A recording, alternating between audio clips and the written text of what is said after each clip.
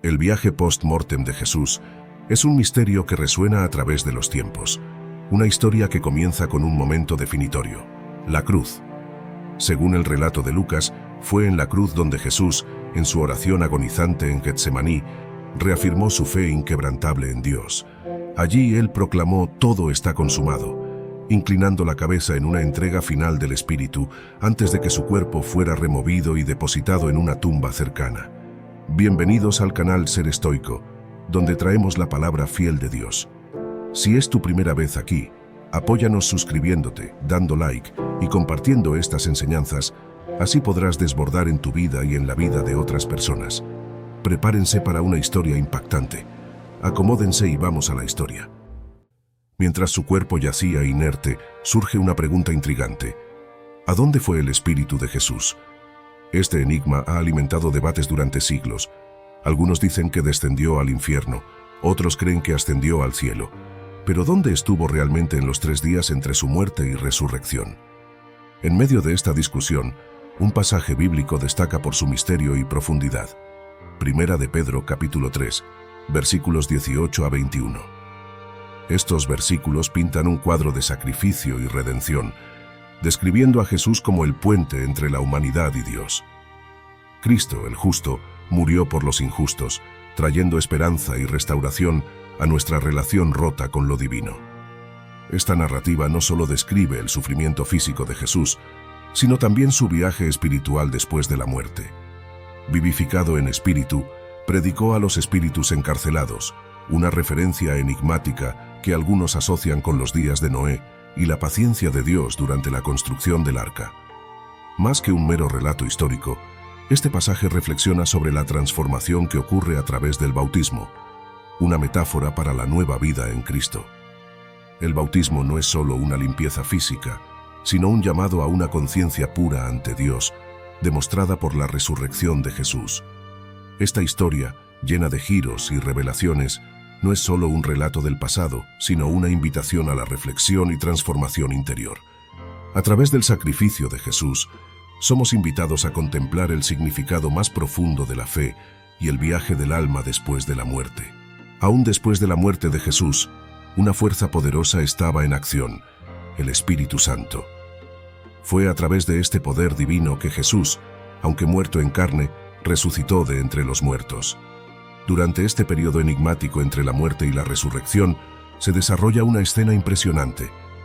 Jesús, con la asistencia del Espíritu Santo, predica a los espíritus encarcelados, aquellos que desobedecieron en el pasado. Imagina la escena: Jesús en el Hades, el reino sombrío de los muertos, proclamando su mensaje. Este pensamiento es fascinante y desafía nuestra comprensión. A través de las sombras del Hades, la voz de Jesús resuena, alcanzando a aquellos olvidados por el tiempo, ofreciendo una luz inesperada en medio de las tinieblas. Este acto no es solo una proclamación de esperanza, sino también una demostración del poder supremo de Jesús. Como se revela en Filipenses capítulo 2, versículo 10, Jesús es el Señor Supremo, reconocido en todos los rincones de la creación, en el cielo, en la tierra y hasta en las profundidades de la tierra. Este pasaje nos recuerda que todo ser, independientemente de su ubicación o estado, debe someterse a Jesús. Es un pensamiento que humilla, pero al mismo tiempo ofrece consuelo y esperanza. La supremacía de Jesús no es solo una cuestión de autoridad, sino también de amor y cuidado. La imagen de todos los seres, vivos y muertos, reconociendo a Jesús como Señor, es como una escena sacada de una novela épica. En un mundo donde la verdadera autoridad es constantemente cuestionada, la Biblia nos presenta una respuesta clara: la autoridad suprema pertenece a Jesús. Él es el punto de convergencia donde la sumisión completa, en palabras y acciones, es exigida a todos. Es un recordatorio de que, al final, cada lengua confesará y cada rodilla se doblará ante el poder y majestad de Cristo. Imagina una escena extraordinaria, donde personas de todas las procedencias y culturas se reúnen en un momento único de unión. Están proclamando con sus lenguas y doblando sus rodillas en completa sumisión a Jesús. Esta imagen poderosa simboliza una conexión profunda, una creencia unificada y una fe inquebrantable. La idea de entregarnos enteramente a Él, no solo en palabras, sino en hechos, es a la vez humillante y fortalecedora. Nos inspira a buscar un sentido mayor en nuestras vidas, reconociendo plenamente la divinidad de Jesús. Muchos visualizan esta escena ocurriendo de manera grandiosa tras el juicio final. En este evento cósmico, todas las criaturas, tanto del cielo como del infierno, son compelidas a reconocer a Jesucristo como Señor. Los espíritus en prisión mencionados en la Escritura se refieren claramente a aquellos que fueron desobedientes durante los tiempos de Noé. Las interpretaciones varían enormemente, con al menos 314 diferentes entendimientos de estos versículos. La complejidad surge de la afirmación bíblica de que Jesús, resucitado por el poder del Espíritu Santo, predicó a estos espíritus. Pedro, en sus epístolas, menciona algo aún más intrigante. Las buenas nuevas de la salvación fueron predicadas incluso a aquellos que estaban muertos. Este punto, destacado en Primera de Pedro capítulo 4, versículo 6, sugiere que, a pesar de ser juzgados en carne, podrían vivir en espíritu conforme a la voluntad de Dios. Tal afirmación ha sido fuente de diversas interpretaciones y, para algunos, incluso indica la posibilidad de redención después de la muerte. La muerte, en general, se ve como un abismo intransitable, el fin de todas las oportunidades. Sin embargo, este pasaje sugiere que Jesús, incluso después de su muerte, estaba activamente comunicándose con otros, permaneciendo consciente durante el período entre su muerte y resurrección. La profundidad y complejidad de estas ideas nos invitan a reflexionar sobre la naturaleza de la vida, la muerte y más allá. En un mundo lleno de incertidumbres, estas escrituras nos ofrecen una perspectiva única sobre la eternidad y el poder transformador del amor divino. Hay una curiosidad intrigante sobre lo que sucedió el sábado durante la Semana Santa, un día que parece envuelto en misterio, ya que los servicios tradicionalmente terminan el viernes y solo se reanudan el domingo. La creencia común es que Jesús permaneció inactivo e inconsciente después de su muerte y antes de su resurrección, mientras su cuerpo yacía en la tumba. Sin embargo, emerge una perspectiva fascinante al considerar que, aunque Jesús había muerto físicamente, su espíritu permanecía activo. Tras su muerte, se cree que Jesús fue al mundo de los muertos, el Hades, y predicó allí. Podemos incluso imaginar un diálogo revelador entre Pedro y Jesús en el primer domingo de Pascua. Al ser cuestionado por Pedro sobre dónde había estado, Jesús podría haber respondido que no estuvo en la tierra, sino en el Hades, predicando a aquellos que fueron tragados por el diluvio de Noé. En menos de una semana, Jesús experimentó 3 fases distintas: ser un espíritu encarnado, morir en la cruz y finalmente su cuerpo siendo colocado en la tumba. Durante todo este tiempo, Él continuó existiendo en forma espiritual, predicando a los desobedientes de la época de Noé. En la mañana de Pascua, su cuerpo y espíritu se reunieron, y Él mantuvo la capacidad de comunicarse conscientemente en todas las etapas.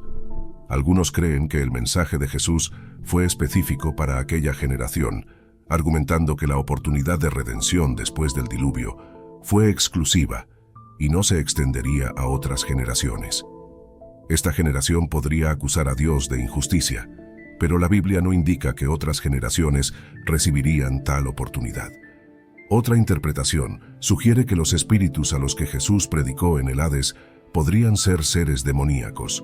Si los espíritus mencionados en Primera de Pedro capítulo 3, versículo 19 son ángeles caídos, involucrados en pecados graves antes del diluvio, como sugiere la referencia de Pedro al diluvio de Noé, entonces el mensaje de Jesús no podría ser de redención. Conforme a Hebreos capítulo 2, versículo 16, Cristo no vino para ayudar a los ángeles caídos, sino para extender la mano de liberación a los descendientes caídos de Abraham. Estas interpretaciones ofrecen una reflexión profunda sobre la naturaleza del mensaje de Jesús y el alcance de su misión redentora. Cada perspectiva añade una capa de complejidad al entendimiento de la obra de Cristo y su impacto en la historia de la humanidad. La proclamación de Jesús podría haber sido muy bien una declaración de su triunfal victoria sobre Satanás y sus huestes, como se describe en Primera de Pedro 3:22. Allí se retrata a Jesús ascendiendo al cielo, posicionándose a la derecha de Dios, un lugar de honor y autoridad suprema, donde ángeles, autoridades y poderes están bajo su dominio. Este escenario ilustra la magnitud de la victoria de Jesús y su papel como gobernante supremo. Consideremos la generación que pereció en el diluvio, una generación tan obstinada y perversa que se negó a escuchar un mensaje de salvación. Fueron engullidos por una inundación catastrófica, un recordatorio punzante de las terribles consecuencias del pecado. La Biblia los describe como desobedientes, rebeldes, invencibles e incrédulos, pecados agravados por el hecho de que Dios les concedió paciencia y longanimidad durante 120 años, mientras Noé construía el arca y les advertía del inminente desastre. Como resultado se ahogaron y sus espíritus fueron confinados en el infierno, conocido como prisión. En contraste, Noé y su familia obediente fueron salvados debido a su fe, como se relata en 2 de Pedro 2:5. La autoría de este relato intrigante recae sobre Pedro. Su primera carta es particularmente apreciada por los cristianos por su calidez humana y capacidad de identificación.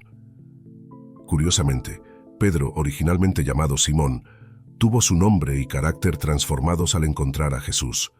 Pedro, un nombre que significa roca, simbolizaba la fortaleza de carácter que Jesús vio en él. Fue uno de los primeros en ser llamado por Jesús, transformándose de un hombre fácilmente influenciable a alguien firme e inquebrantable.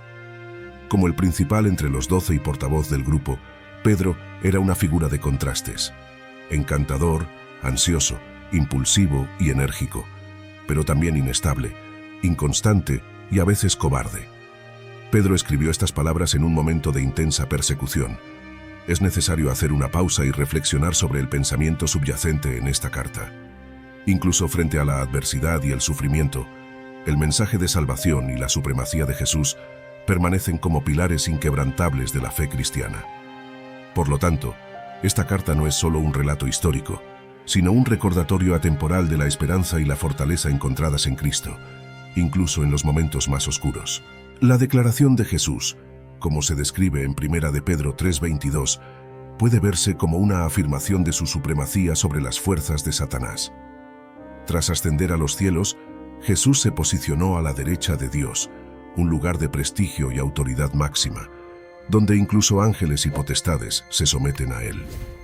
Este acto simboliza no solo la victoria sobre el mal, sino también la redención de la humanidad. Consideremos ahora la generación que fue tragada por el gran diluvio. Estas personas, descritas como obstinadas e incrédulas, ignoraron una advertencia divina de salvación. El resultado fue una inundación devastadora, una alerta sobre las graves consecuencias del pecado. Según las Escrituras, esta generación se caracterizó por su desobediencia e incredulidad, pecados agravados por la paciencia divina demostrada durante los 120 años en que Noé construyó el arca. Al final, estas almas fueron condenadas al infierno, mientras Noé y su familia, gracias a su fe, fueron salvados. Esta narrativa fue registrada por Pedro, cuya primera epístola es admirada por su calor y empatía.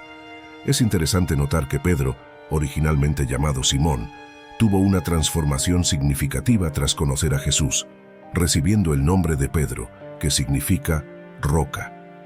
Este cambio reflejaba la fortaleza de carácter que Jesús vio en él. Pedro, inicialmente vacilante como una caña al viento, se volvió firme y resiliente tras seguir a Jesús. Como líder de los 12 y portavoz no oficial del grupo, Pedro demostraba cualidades como carisma, entusiasmo y energía, pero también enfrentaba debilidades como inestabilidad y cobardía. El momento de la redacción de esta epístola es crucial. Pedro la escribió en un contexto de persecución intensa. Por lo tanto, la carta no es solo un relato histórico, sino un llamado a la reflexión sobre la perseverancia en la fe, incluso frente a las adversidades. La carta de Pedro estaba dirigida a los cristianos que enfrentaban adversidades por sus creencias y testimonios. Podrían estar preguntándose, si el cristianismo es la verdadera fe, ¿por qué sufren tanto? ¿Por qué son tan pocos los que siguen esta creencia? Pedro responde a estas dudas recordándoles a Noé, el fiel heraldo que, durante 120 años, advirtió sobre la destrucción inminente del mundo por las aguas. A pesar de las advertencias de Noé, la gente lo ignoró y rechazó, pero Dios protegió a Noé y su familia, validando así su lealtad. En este contexto histórico, raramente la mayoría estaba en lo correcto. Aunque pocos fueron salvados por la fe en los tiempos de Noé, solo 8, en comparación con los millones de creyentes de hoy, esto no debe debilitar la fe. Esos pocos fueron salvados a través del agua, no por ella. El agua fue el vehículo del juicio divino que los condujo a la seguridad. Así como el arca simboliza al Señor Jesucristo, aquellos que estaban dentro de ella representan a los salvados, mientras que los que estaban fuera perecieron. Cristo es, por lo tanto, el único camino de salvación. Aquellos que están en Cristo están tan seguros como pueden estar, mientras que los que están fuera están perdidos. El arca fue un refugio seguro, enfrentando la tormenta y las aguas del juicio. De la misma manera, Cristo soportó la ira del juicio divino por nuestros pecados. Para aquellos en Cristo, como afirma Juan 5:4, no hay condenación. Imagina el arca, rodeada de agua por todos lados, transportando a sus ocupantes a través de un mar tumultuoso hacia un nuevo mundo. De la misma manera, aquellos que depositan su fe en el Salvador son guiados de manera segura a través de un escenario de muerte y destrucción hacia la resurrección y una nueva vida. El misterio de la predicación de Jesús a los espíritus encarcelados permanece sin una explicación clara. No sabemos exactamente por qué eligió proclamar el mensaje divino específicamente a aquellos desobedientes de la época de Noé. El propósito y el resultado de este acto son igualmente enigmáticos, dejándonos solo con especulaciones, sin una base sólida para doctrinas definitivas. 3 días después de su muerte, ocurrió un evento milagroso. El cuerpo y el espíritu de Jesús se reunificaron, marcando su resurrección triunfante. La muerte fue incapaz de contenerlo. Esta resurrección de Jesucristo es única en la historia humana, ya que Él resucitó y nunca más experimentará la muerte, a diferencia de otros que, tras ser resucitados, volvieron a morir. La Biblia nos cuenta que fue el Espíritu Santo quien resucitó a Jesús de entre los muertos. En Romanos 6:4, aprendemos que el Padre también tuvo un papel fundamental en la resurrección de Jesús. Es como si fuera una acción conjunta de la Trinidad, donde Jesús, el Padre y el Espíritu Santo se unen en este acto poderoso. Este evento cambió no solo el curso de la historia humana, sino que también afectó el mundo espiritual de maneras que no siempre logramos comprender. Juan 2:8 relata que la propia resurrección de Jesús fue predicha por él, cuando dijo que reconstruiría el templo, su cuerpo, en 3 días.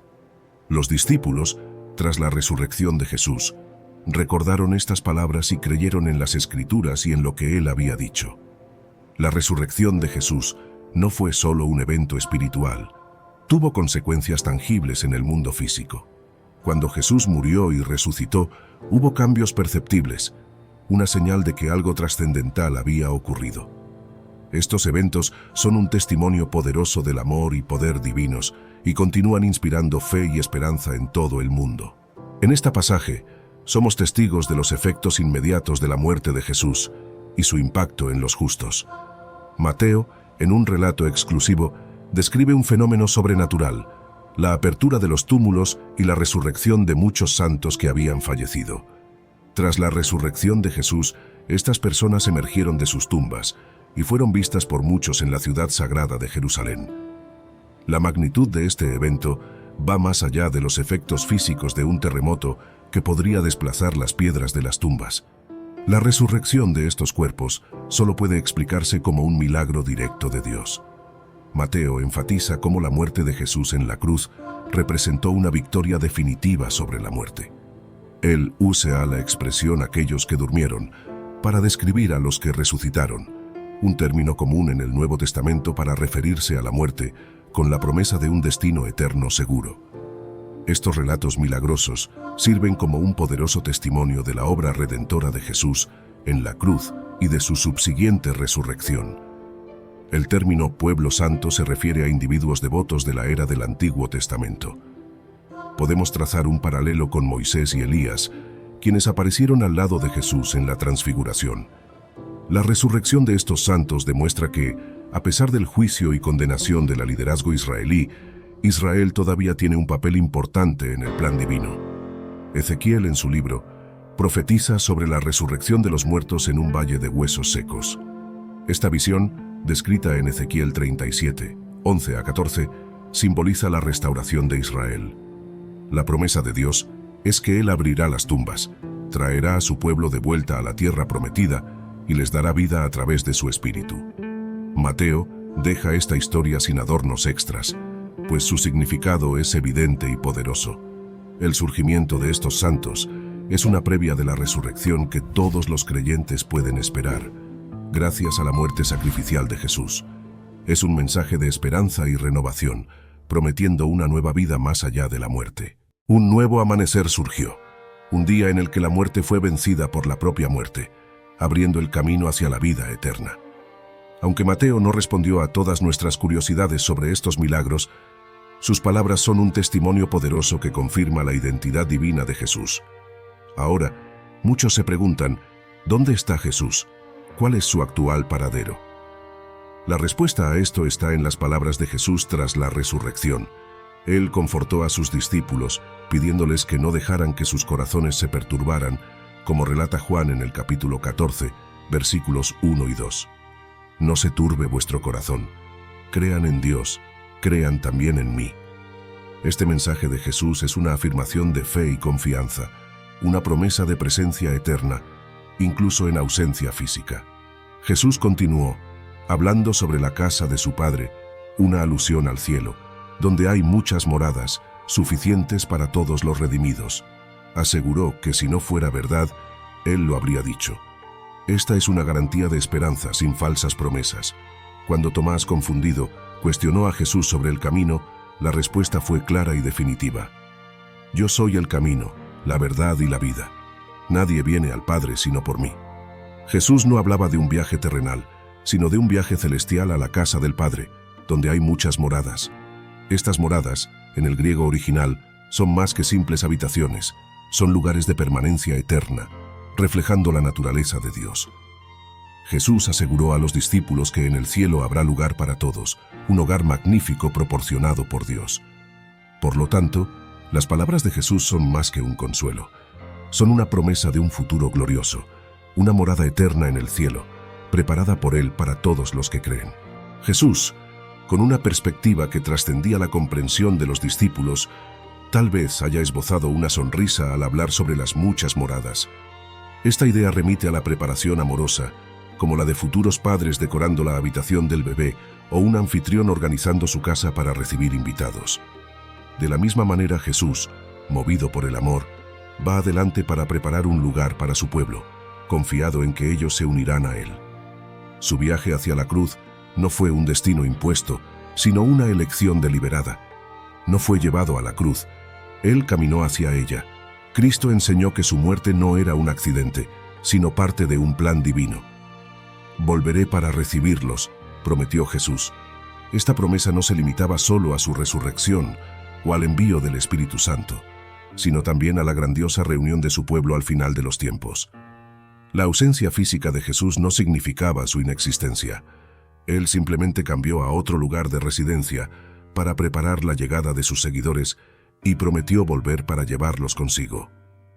Donde yo esté, ustedes también estarán, es una afirmación de que el enfoque del cielo es la unión con Jesús. El cielo es celestial no por las calles de oro o puertas de perlas, sino porque Jesús está allí. Jesús prepara un lugar para nosotros, así como nos prepara para ese lugar. Él es el camino al cielo, no solo un guía, sino la propia esencia de la salvación. Aceptar a Jesús es aceptar la salvación. El cristianismo es Cristo. Él no es simplemente una de las muchas maneras, Él es la única manera de llegar al Padre. Cristo es el camino a Dios, no los 10 mandamientos, las buenas obras o la membresía en la iglesia. Jesús es la verdad y la vida. Él es la personificación de la verdad, y aquellos que lo tienen, tienen la verdad. Él es la fuente de la vida espiritual y eterna, y quien lo recibe, recibe la vida eterna. Tomás expresó su confusión de forma clara y honesta, un reflejo de nuestra propia limitación para comprender los planes divinos. Pensaba que Jesús se refería a otro lugar terrenal, pero Jesús hablaba de algo mucho más grande y eterno. El firmamento celestial, un reino espléndido al que anhelamos ir. Este lugar sagrado, asegurado por Jesús, es donde Él prepara un refugio para nosotros, nuestro hogar definitivo. Cuando entramos en la casa de Dios, nos sentimos en nuestro verdadero hogar, y es allí donde Jesús nos espera para la vida eterna. De acuerdo con Primera de Tesalonicenses 4, versículos 13 a 18, cuando el Señor regrese a los cielos, los fieles que partieron serán resucitados. Este pasaje bíblico nos instruye a no permanecer ignorantes sobre aquellos que durmieron, para no sufrir como aquellos que no tienen esperanza. Si creemos que Jesús murió y resucitó, también creemos que Dios traerá consigo a aquellos que en Jesús durmieron. En este glorioso retorno, los vivos no precederán a los que durmieron. El Señor descenderá del cielo con un estruendo. La voz del arcángel y la trompeta divina anunciará la resurrección de los muertos en Cristo. Y entonces, los que estén vivos serán llevados en las nubes al encuentro del Señor en los aires, y para siempre con Él estarán. Estas palabras deben ser un consuelo para todos nosotros. Los designios de Jesús incluían al Espíritu Santo para completar la obra iniciada por Él. Las Sagradas Escrituras relatan que la ascensión de Jesús fue un retorno físico y literal a los cielos. Conforme Él se elevaba lentamente del suelo, fue envuelto en una nube, bajo la mirada atónita de los discípulos y otros espectadores. En ese momento, dos ángeles surgieron, prometiendo el retorno de Cristo de la misma manera que Él partió, conforme narrado en Hechos 1, versículo 1. Hombres de Galilea, ¿por qué están mirando al cielo? Este Jesús que fue elevado de ustedes a los cielos, volverá de la misma forma que lo vieron ir al cielo. Este evento marcó el fin de las limitaciones humanas de Jesús, vividas durante su ministerio terrenal. Algunos de los atributos divinos que Él poseía fueron temporalmente suspendidos, pero con la ascensión, su gloria celestial fue plenamente restaurada, un vislumbre de lo que fue testificado en la transfiguración. En la morada divina, a la derecha de Dios, Jesús ocupa un lugar de suprema honra. Esta verdad se hace eco en las Escrituras, especialmente en Lucas 22, versículo 69, donde se profetiza que el Hijo del Hombre se sentará a la derecha del poder de Dios. De manera similar, Esteban, en los momentos que precedieron a su martirio, fue agraciado con una visión celestial, en la cual contempló la gloria de Dios y a Jesús posicionado a su derecha.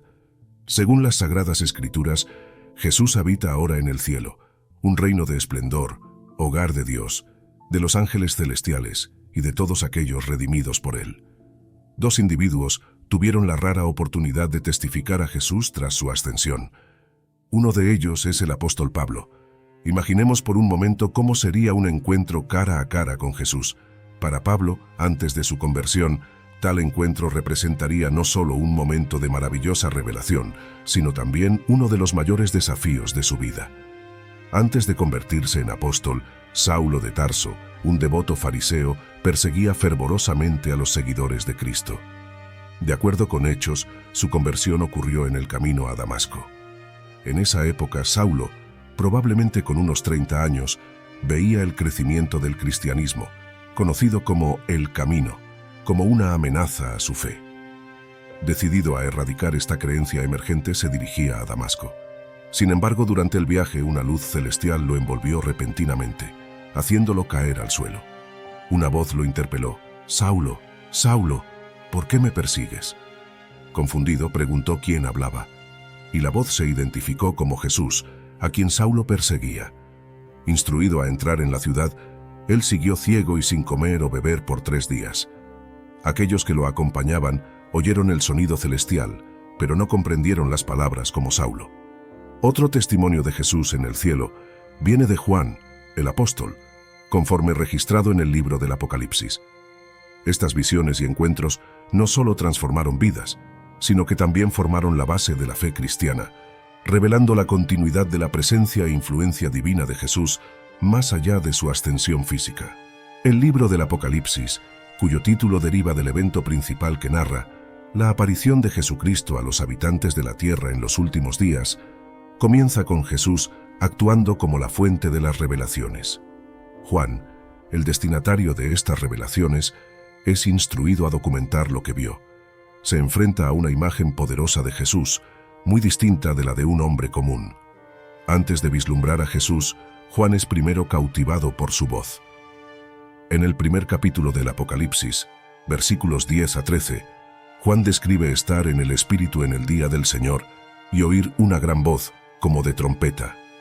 Esta voz, proclamándose el Alfa y el Omega, el primero y el último, ordena a Juan que escriba lo que ve y lo envíe a 7 iglesias en Asia. Al volverse para identificar la fuente de la voz, Juan se encuentra con 7 candelabros de oro, y entre ellos una figura semejante al Hijo del Hombre, vestida con una túnica larga y con una banda de oro en el pecho. Esta visión de Jesucristo, glorioso y honrado, impacta profundamente a Juan. La voz, tan distintiva y marcante como una trompeta, pertenece al Alfa y al Omega, el primero y el último, expresiones que indican la eternidad y omnipresencia de Jesús.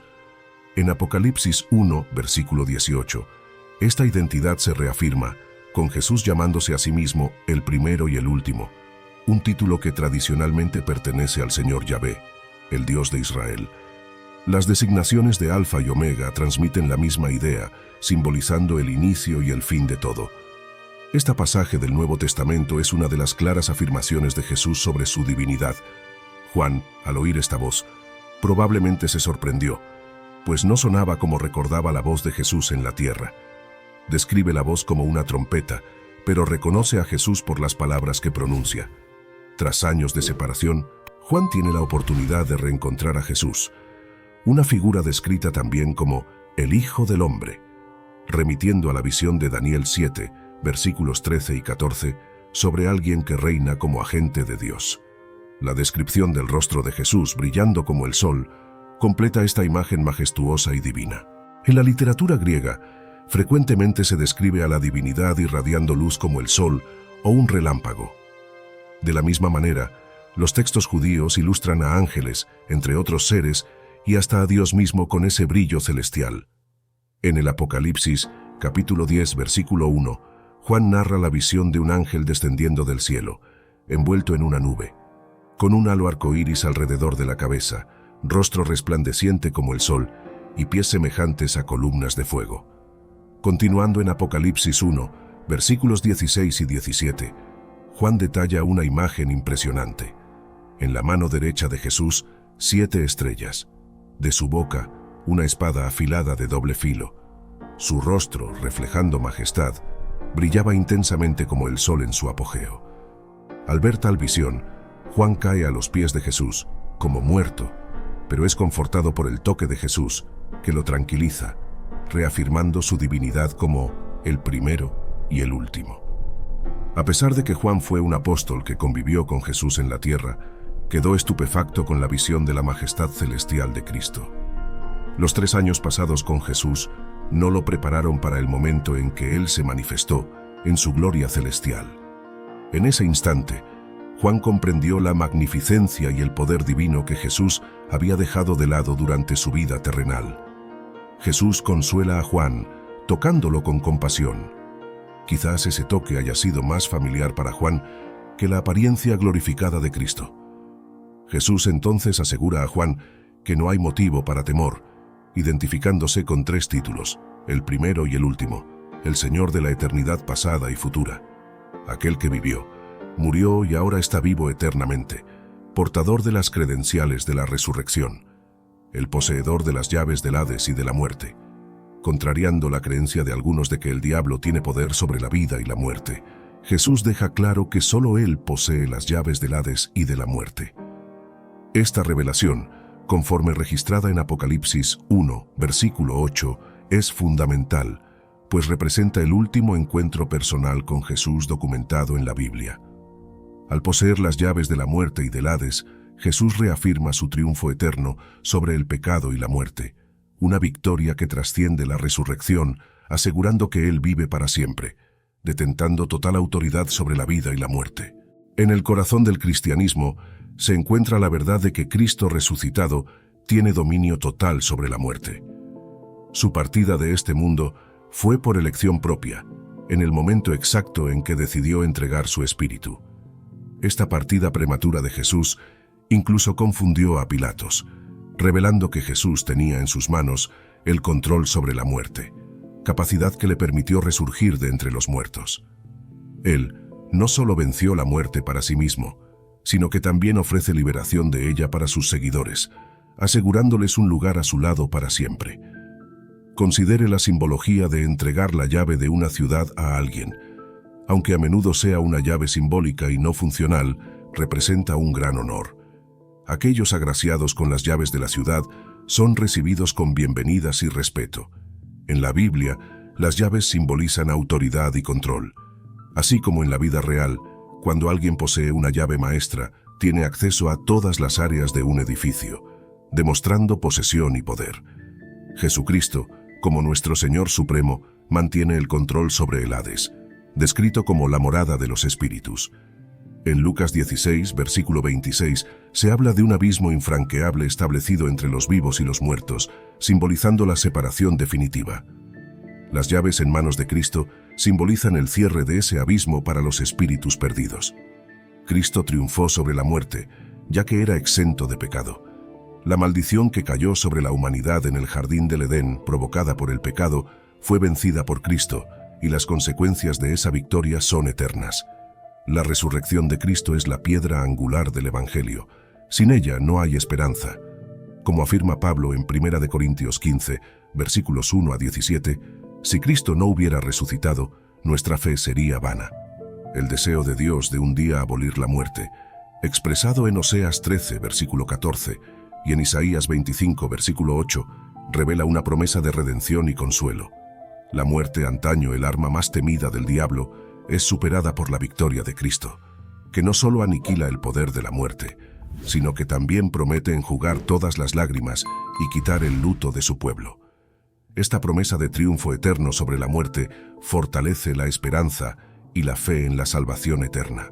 Los seguidores de Cristo, a través de su amor incondicional, son elevados a la condición de algo más que meros vencedores.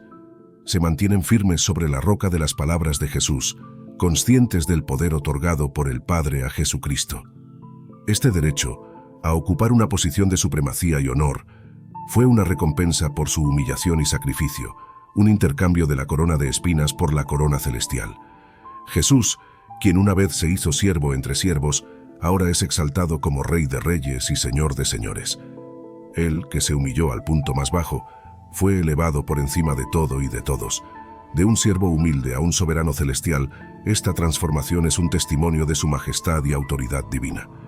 Esta verdad nos invita a adorarlo con corazones agradecidos y a entronizarlo como Señor sobre todas las cosas. La muerte es, para muchos, el mayor de los temores, pues para aquellos que no tienen salvación, representa un gran desconocido. Interrogantes sobre la vida después de la muerte, el juicio de actos cometidos u omitidos, y el destino eterno, ya sea en un estado de bienaventuranza o en el tormento del infierno, atormentan la mente humana. Y sí, el infierno es una realidad, independientemente de si es ampliamente aceptado o no. Para los cristianos, sin embargo, la muerte no es el fin, sino el comienzo de una marcha victoriosa al lado de Cristo. No hay razón para temer a la muerte cuando se tiene fe en Cristo. Esta convicción nos inspira a alabar y adorar a aquel que tiene las llaves del infierno y de la muerte. Con corazones llenos de gratitud, debemos entrar en su presencia, celebrando con alegría nuestra liberación y redención. ¿Has pensado en transformar completamente tu vida para mejor? Con nuestro guía de bienestar y salud, esto es más que posible. Está garantizado. En esta guía encontrarás consejos prácticos sobre nutrición saludable, ejercicios y actividades físicas que se adaptan a tu día a día. Pero eso no es todo. También abordamos formas efectivas de manejar el estrés y cuidar de tu salud mental. Sabemos lo crucial que son el sueño y el descanso para tu energía y vitalidad. Por eso, dedicamos un capítulo entero para ayudarte a mejorar la calidad de tu sueño. Y aún hay más. Ofrecemos estrategias a largo plazo para mantener una vida saludable y completa. Al adquirir hoy esta guía, recibirás gratis el libro Caminos Sagrados, una palabra de fe para tu vida. No pierdas la oportunidad de revolucionar tu salud y bienestar. Esta guía es una inversión en tu futuro, en tu felicidad. Para comprar, es fácil.